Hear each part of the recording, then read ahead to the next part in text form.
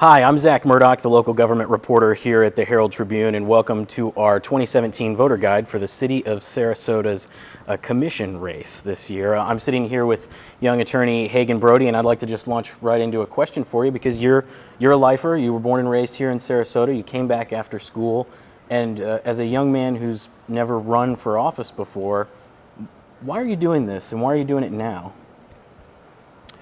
Well, I moved back to Sarasota to give back. I grew up here. I went to Sarasota High School, and I was fortunate enough to get myself an education.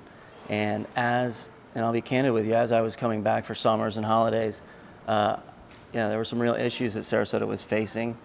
And around that time, that was in the early 2000s, the pain pill epidemic was really devastating our community.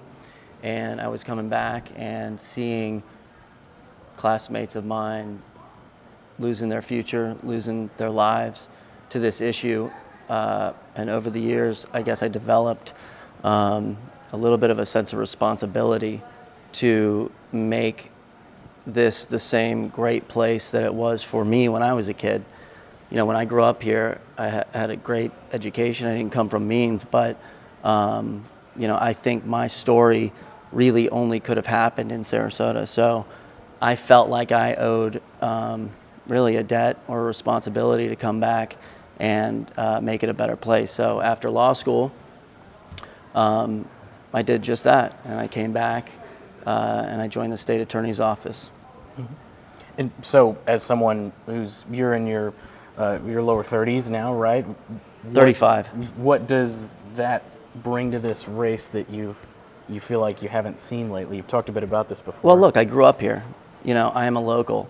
I didn't move here after retirement. I know what people are dealing with in the community.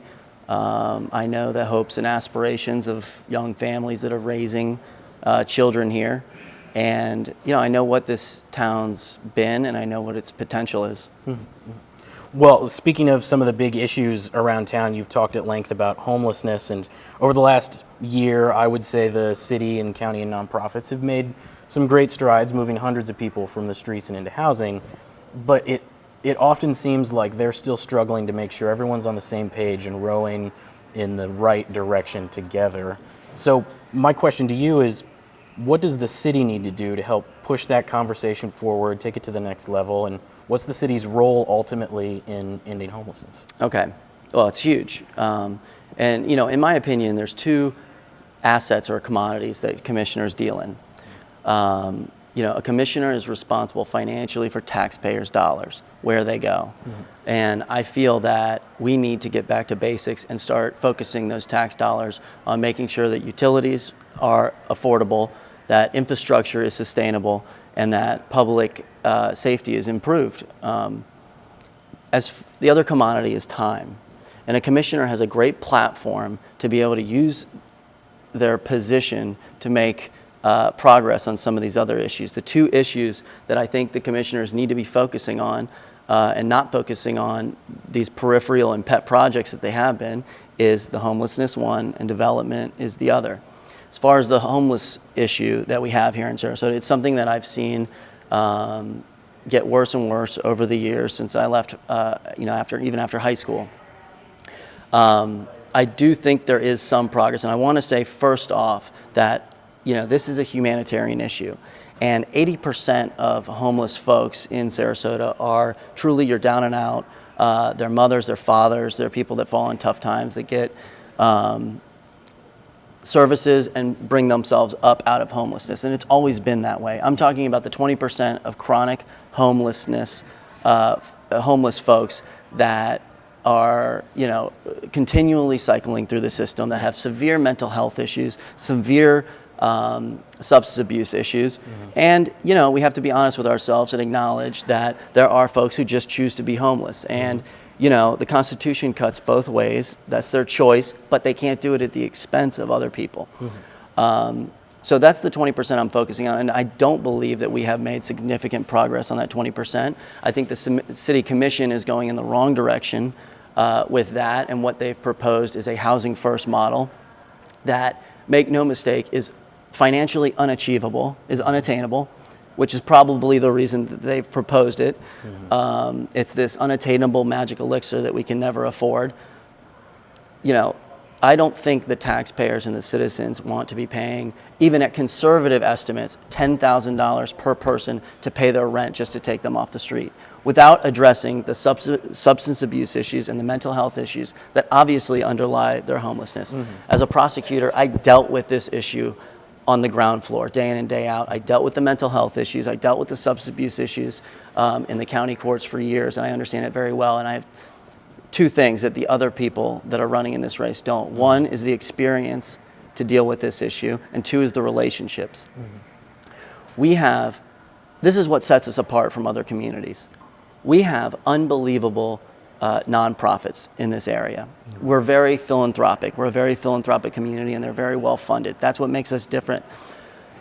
We have great law enforcement agencies that each have their program. The HOT team with Sarasota Police Department, and the Shifts program, or the Recovery Pod with the Sheriff's Department.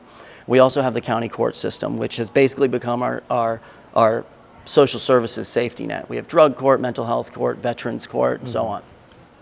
The problem that I found is that there is not enough or very little communication between the nonprofits amongst themselves, and also between them and the government agencies. If we can get them working in more of a cooperative manner and develop continuums that address these issues, we're going to be very effective at getting these people out of homelessness. Judge Quartermain has already, is on the right track with her mental health court, but we need to do the same thing with the rest of them. And we just need to get the nonprofits, the government agencies, the courts all working together. I want to be the person to do that. Gotcha. Well, before I let you go, I also want to address another issue that we talk constantly about at these candidate forums, and it's about all the development downtown, and usually the discussion is about whether that's been good or bad. But I want to move past that because it's already happening. It's here. The question instead, I think, is how does the new commission going forward balance the boom in construction happening now with this kind of historic, idyllic vision of Sarasota of the past? Okay, well, here's the first thing that people need to understand is, if you don't like where we're going, why would you leave the reins in the hands of the people that have taken us there? Okay, many of my opponents have either been on the planning board or on the city commission during this process. And being intimately involved in that discussion, and what we've lacked over the last 15 years is direction and leadership. People are frustrated, and I understand that. There's been haphazard, disjointed construction throughout our community, and people don't think anybody is at the helm. There is nobody talking about the overall direction of our city. We have to have that conversation again. But it's your job to inform people about what the options are. And some of the options that my opponents are proposing are not going to address the substantive issue. The substantive issue that I feel is that we have defined our downtown geographically too large, and we impose the restrictions and the prohibitions of the zoning code in an area that does not conform to what most people view as the traditional boundaries of our downtown. That's how we ended up with buildings like the View that are built right on the sidewalk. Is the zoning code treats that as if it's the heart of downtown. It's just simply not. So what we need to do to kind of change course is to readdress these problems and the direction of our community in the zoning code. We can waste a lot of time and money dealing with procedural changes that don't address the substantive issue, which is that our zoning code does not reflect the direction that the vast majority of people in this community want Sarasota to go. Sure, nice. Well, I appreciate you taking the time. That's all we have time for today, but thank you, Hagen Brody, again, young attorney running for one of the 2 at-large seats in the City Commission. The election is March 14th. Yep, thank you. Thanks. I appreciate it.